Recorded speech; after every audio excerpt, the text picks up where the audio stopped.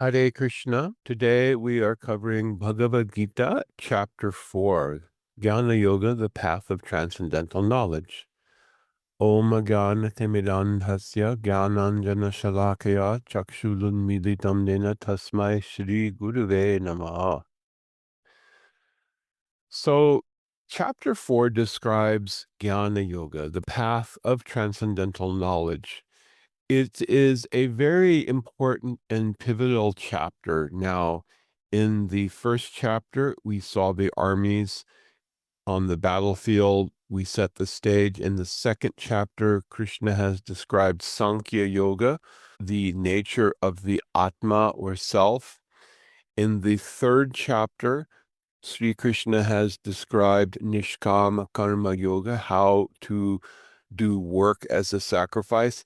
And now in the fourth chapter, Gyan or knowledge is described. So this is a very important chapter, and there are a lot of very fundamental and pivotal truths. So the first thing that Krishna describes, this knowledge is eternal. It has always been existing.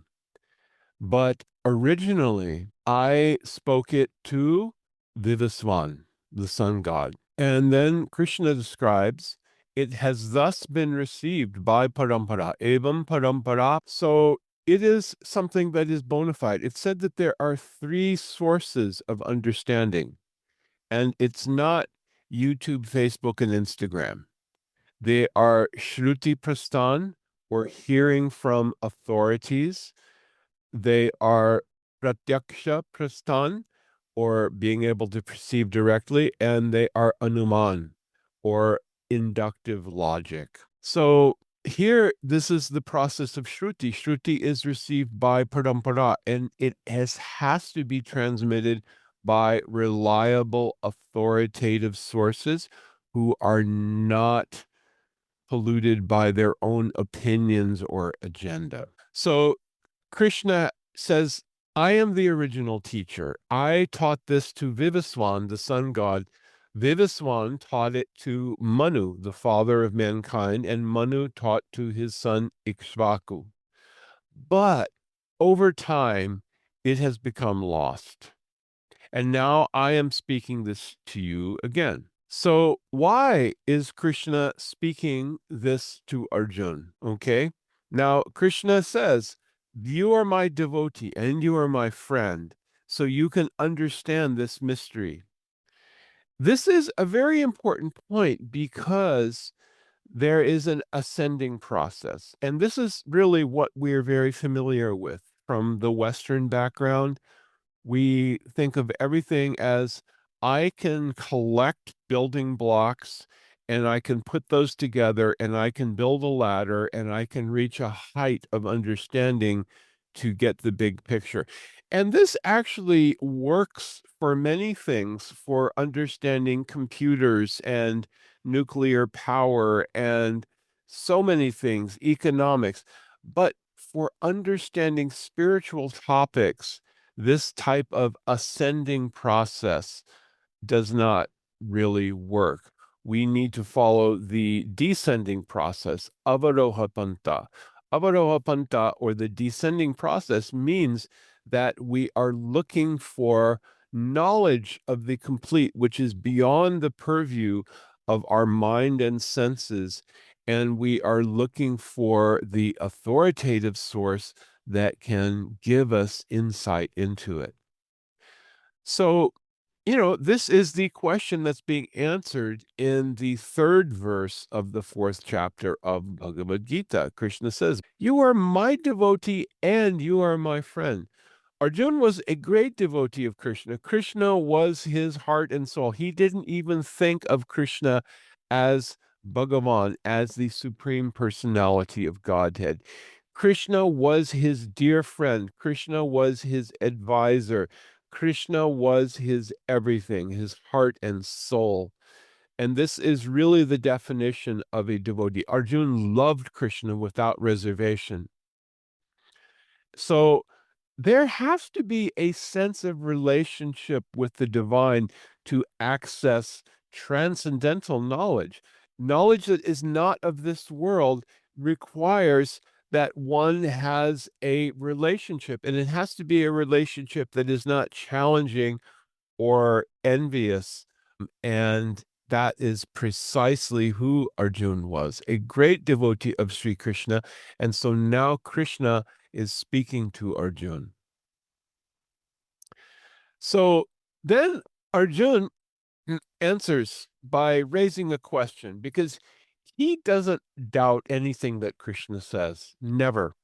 But he knows that someone hearing about this conversation is going to raise a doubt. Oh, Krishna, how is it I know that I saw that you were born recently, and how is it that you could have millions and millions of years ago spoken this to the sun god Vivaswan? How is that possible? And so Krishna is going to address, okay? Krishna is going to address Arjun's doubt. And Arjun has not raised his own doubt. He has raised a doubt that he knows many people are going to have.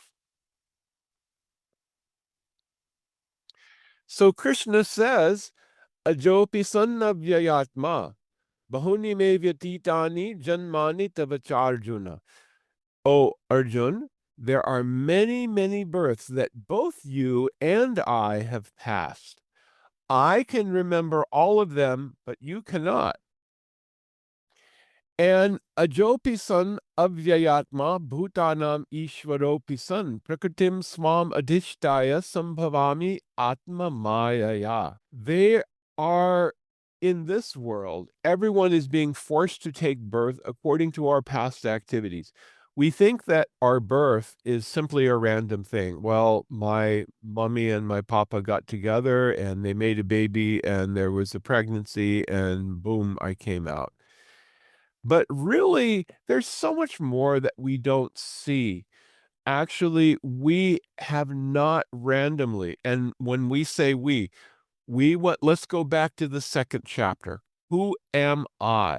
I am the Atma. I am not this body. I am not a man, a woman. I'm not American, Indian, French, Canadian, Italian, African, anything like that.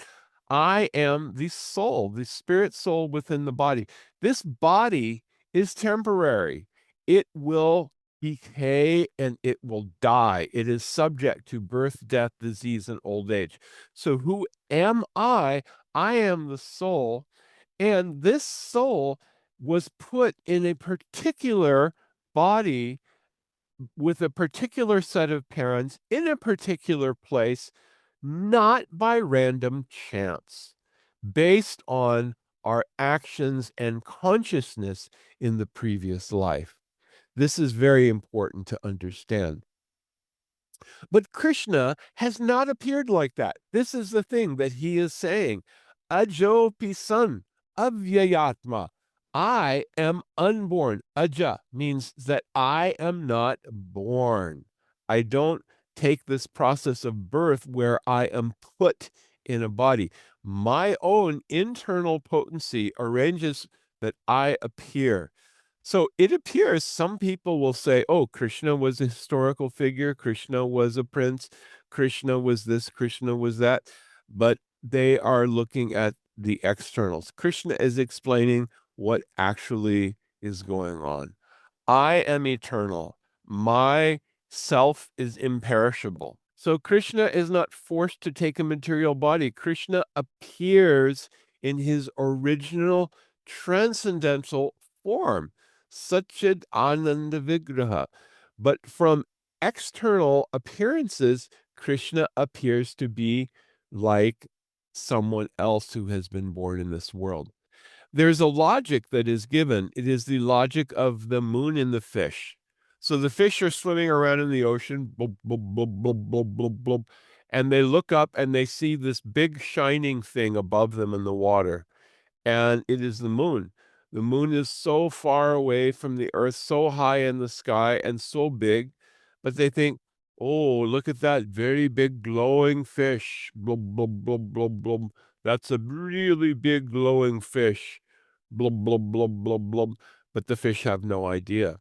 This is the logic of the fish and the moon. So the conditioned souls in this world, if they see Krishna, they think, oh, he is just another fish like us. But no, he is not.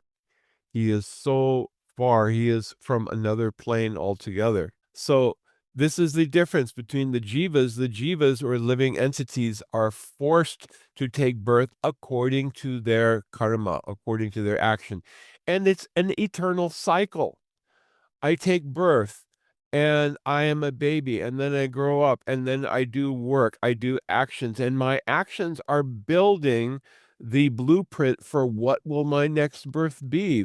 What will my actions, what will my consciousness be, is going to determine what will my next life be. But Krishna has appeared by his internal potency, and he has come. Why? This is the next question that comes up. Yada yada hi dharmasya glanir bhavati bharata. There is sometimes a decline in righteousness, a decline in religious practice, and a predominant rise of irreligion. Irreligion is characterized by untruth, uncleanliness, violence to others, and lack of austerity. These are all hallmarks of this age. We live in an age right now which is so clouded with untruth. Nobody knows what is up and down. And we have to be able to hold on to truth, but it is very difficult. So Krishna says that when such a condition has happened, and this was also the condition 5,000 years ago. And then Krishna says also, Paritranaya sadhunam vinashaya cha dushkritam dharma samstapanartaya sambhavami yuge yuge. I appear myself periodically to deliver the sadhus, to deliver the righteous, the devotees, and to annihilate miscreants. So many miscreants were present on the battlefield of Kurukshetra. Who is a miscreant? The miscreant is that person who is seeking to enjoy and control nature, and so will cause suffering to others and will disrupt the order of religious practice. And then dharma samstapanartaya, to reestablish the principles of religion. Now, we sometimes use religion as a translation for dharma, but really dharma means that which is intrinsic, that which is built in, that which is our very nature. And the dharma of the Atma is to love and be loved. This is the most fundamental thing. So when people, and this is yet another aspect of this world, people say, oh, I'm very religious. I shall smite, I hate, and I will not tolerate, and we will fight because we are self-righteous and we think we know better and we hate those who don't follow. That is not religion. That is irreligion. True religion means that there is love, there is compassion, and there is also awareness. There is truth. That doesn't mean that we just accept everything, anything, and everything. Oh, it's okay, everything. No, but we don't hate and we don't have a lack of compassion. We see that there's suffering of others, and we should feel some compassion because we should feel love, but for the Atma, not for the body. The body is going to suffer, but when the body suffers, Atma suffers, so we feel compassion. So true religion comes from the Atma. It means that the Atma is expressing its eternal, joyful nature by having a loving and joyful connection with the supreme source of all bliss, Satchidananda Vigraha. That is Sri Krishna. He is the embodiment of eternality, knowledge, and bliss. So this is really the meaning of Dharma. It means that which you cannot separate from the nature of the Atma. So now Krishna also describes Janma karma chame divyam evam yo veti tattvata tyaktva deham punar janma naiti mam eti sorjuna. If one understands my appearance and actions which are divine. So, in case someone says, wait a minute, you said aja and now you're saying janma? Ha ha ha, I caught a contradiction. No, Krishna is making it very clear. Janma karma cha me divyam. These are divine. My appearance in this world, my actions are divine. And if one understands in truth means deeply understands, not simply, oh, yes, I know Krishna, I read about Krishna, and I know everything. No, it means Tattvata understands deeply in truth. Then one does not take birth again in this material world and attains my eternal abode. So it is not just by performing rituals, but actually one has to understand the true nature of reality. And how does one understand? As sages have done in the past. And those sages were surrendered, they were devotees, and they achieved perfection through a process of surrender. This is the thing that we will discuss here. Ye yata mam prapadyante tams tathaiva bhajam yaham. So as they surrender unto me, I reward them accordingly. Krishna is saying in this verse of Bhagavad Gita. So if we will surrender to that degree of surrender, Krishna will help us. Krishna will reciprocate. Krishna will reward us. Krishna is impartial. If someone wants to have blessings from devatas, from demigods, they can worship the demigods. Krishna will even give them that faith.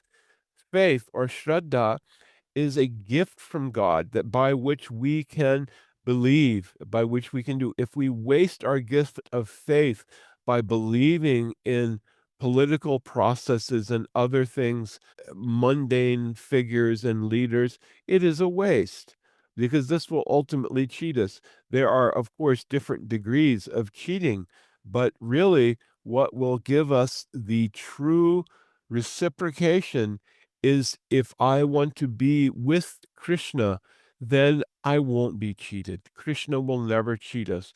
Krishna is waiting for us to turn to him. So ye yata mam prapadyante tams tathaiva bhajamyaham mama vartmanu vartante manusya partha sarvashaha. Krishna is saying that actually everyone is on a path, whether they know it or not, that path leads upward. Some people are choosing not to go upward. They are choosing to go downward.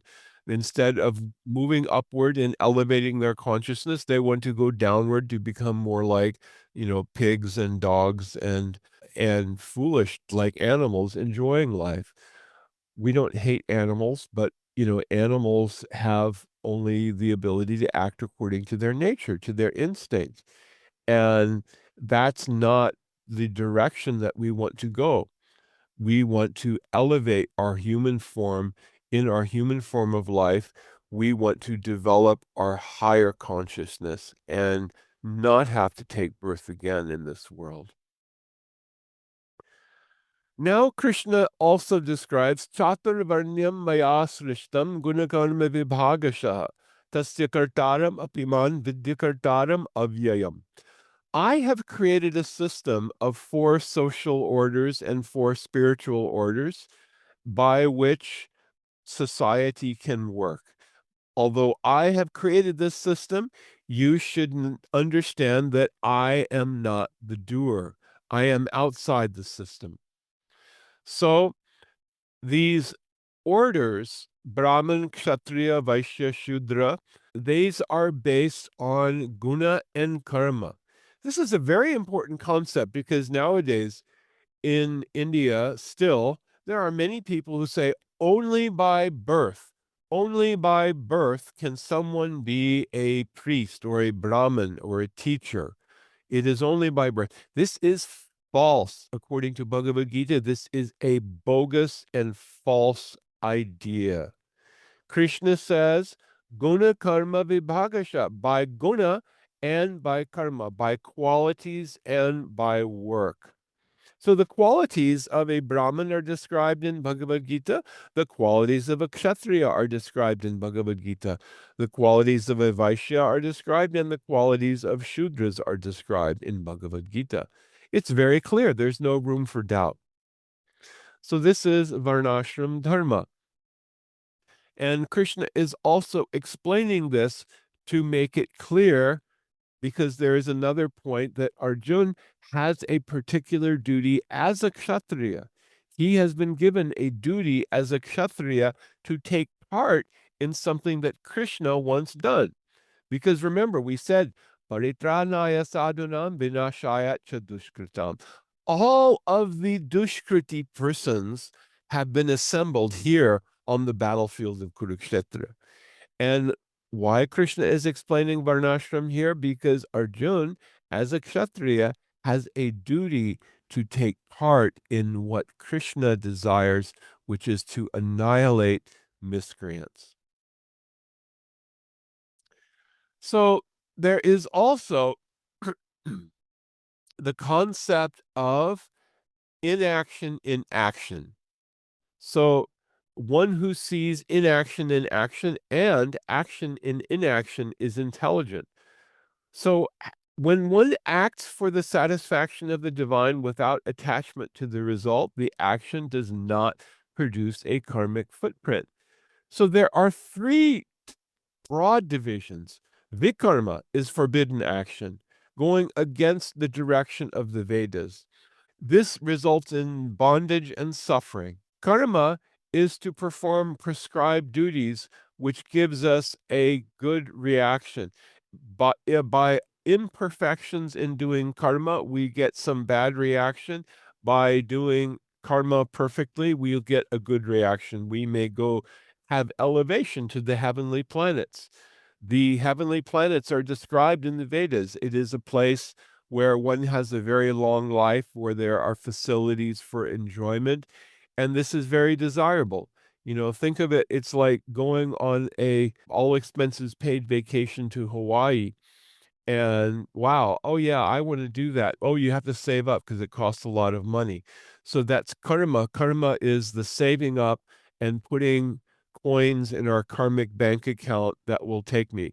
If I do things like doing charity and doing sacrifice, doing austerity and so forth, these are all things that are putting coins in our karma bank that will allow us to go to something like the Swargaloka, the heavenly planets. But then there's a third category, which is called akarma, to perform action in knowledge that does not result in bondage. It results in liberation. There is no reaction. We do not want a bad reaction. We do not want a good reaction. We want to become free from the cycle of birth and death. So this akarma, this is actually the topic of Bhagavad Gita. It's not to be inactive.